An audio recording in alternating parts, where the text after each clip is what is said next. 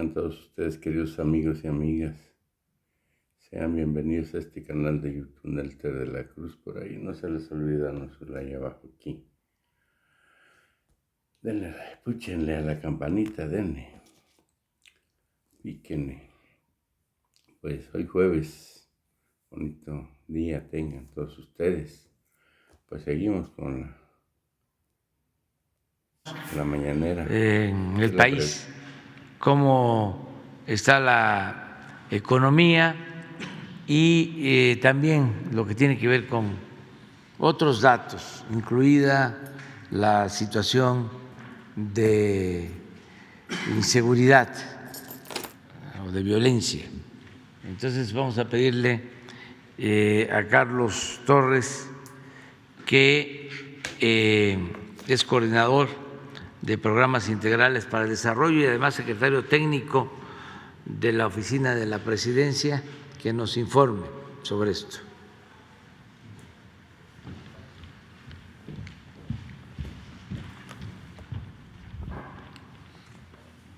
Con su permiso, presidente, saludo al subsecretario Ricardo Mejía, a los medios de comunicación aquí presentes y a quienes nos siguen en las redes sociales.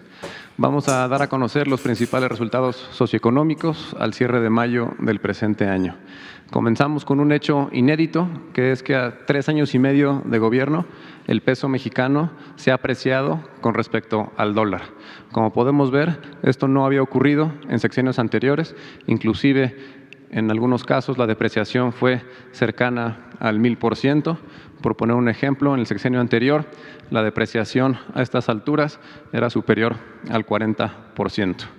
En el contexto internacional, el peso se ha mantenido fuerte, estable. Es una de las pocas monedas que se ha apreciado con respecto al dólar en estos mismos 42 meses de gobierno. Sobre las remesas, informar que el día de ayer el Banco de México dio a conocer el dato de abril. Agradecer a nuestros paisanos que viven en el extranjero, ya que estos envíos siguen aumentando. En el mes de abril fue de 4.718 millones de dólares, lo que representa un incremento del 17% contra el mismo mes del año anterior. Ya tenemos un estimado para el mes de mayo y sería el primer mes en la historia en superar los 5,000 millones de dólares. De seguir así, estaremos llegando a los 60,000 millones de dólares al cierre del año. La economía sigue creciendo. Al primer trimestre del año se registró un crecimiento del Producto Interno Bruto de 1% en comparación contra el trimestre inmediato anterior, cifra similar a la de Colombia y por arriba de países como Reino Unido, Canadá e inclusive Estados Unidos. La semana pasada la Secretaría de Economía dio a conocer el dato de inversión extranjera directa al primer trimestre del año, que es un récord, con una cifra superior a los 19,000 millones de dólares. Descontando las operaciones atípicas, que en este caso es la fusión de Televisa y Univisión, así como la reestructura de Aeroméxico, tenemos un incremento del 5,8% contra el mismo trimestre del año anterior. Esto reafirma la confianza que hay en los inversionistas en el país y podemos decir que este año va a ser el de mayor inversión extranjera directa en la historia de México. La inflación es un fenómeno que ha afectado mundialmente en los últimos meses. En el mes de abril se registró una inflación anual de 7,68%. Ya se dio a conocer la cifra de la primera quincena de mayo, es ligeramente inferior, con 7,58%. Particularmente el conflicto entre Rusia y Ucrania ha afectado a todos los países, pero en México, gracias a las medidas impulsadas por el gobierno, se ha logrado contener esta inflación. Se puede apreciar que en el mes de abril la inflación en el caso de México fue inferior a la de Estados Unidos.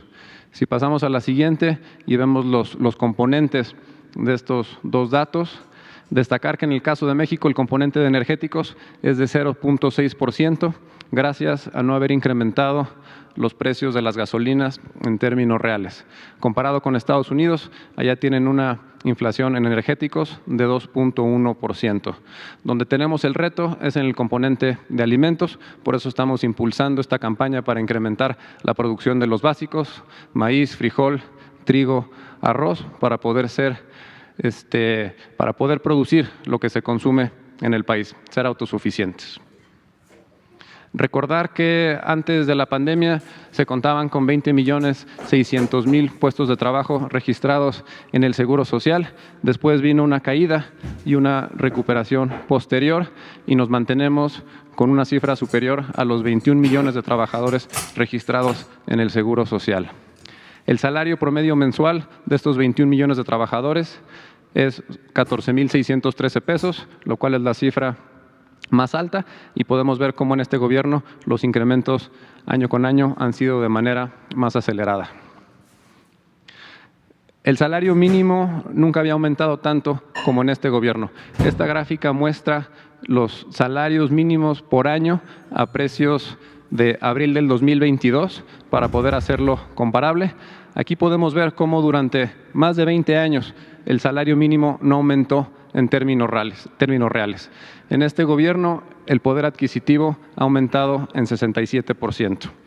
Como ejemplo del incremento de este poder adquisitivo, podemos ver cómo al principio del gobierno un salario mínimo alcanzaba para comprar 3.1 kilos de frijol, ahora alcanza para 4.6. En el caso del huevo se podían comprar 3.2 kilos de huevo, ahora 4.4. Y en el caso de la tortilla, al llegar al gobierno se podía comprar 6.5 kilos y ahora alcanza para 9.1. La Bolsa Mexicana de Valores ha registrado un incremento de 24% en el tiempo que llevamos en el gobierno.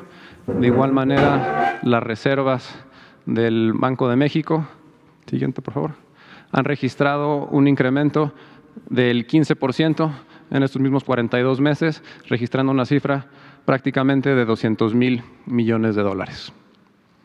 El precio mexicano de la mezcla de petróleo se ubicó al final de mayo en $113 por barril.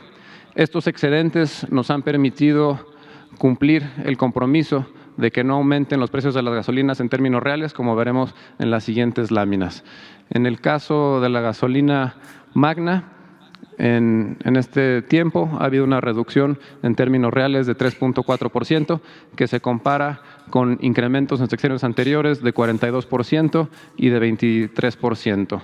En el caso de la gasolina premium, tenemos una reducción del 2.4%, que de igual manera se puede comparar con incrementos del 46% y del 5.7%. Y en el diésel tenemos una reducción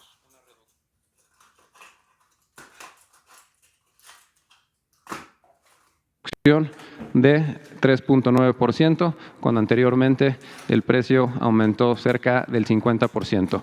En el caso del gas, sí tenemos un incremento en términos reales del 12%, pero destacar que la tendencia que iba a la alza ya se revirtió con las medidas que se implementaron el año pasado. En materia de seguridad también tenemos resultados positivos gracias a la estrategia de pacificación, así como el atender las causas que originan la violencia por medio de los programas para el bienestar. Aquí podemos ver que los delitos del Foro Federal han registrado una reducción del 31% en el tiempo que llevamos en el gobierno.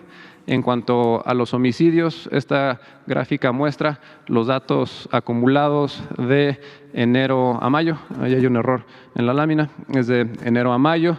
Recordar que teníamos una tendencia que iba a la alza, inclusive con porcentajes superiores al 30%.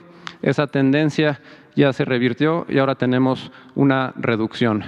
Contabilizando el estimado que tenemos para el mes de mayo, tenemos una disminución del 10% contra el mismo periodo del año anterior. En cuanto a secuestro, tenemos una reducción del 45% si comparamos los últimos 12 meses del gobierno anterior contra los últimos 12 meses del gobierno en curso. Con respecto al robo de vehículo automotor, tenemos una reducción del 40%. Y por último, en robo en general tenemos una reducción del 24%. ¿Sería cuánto? Muchas gracias.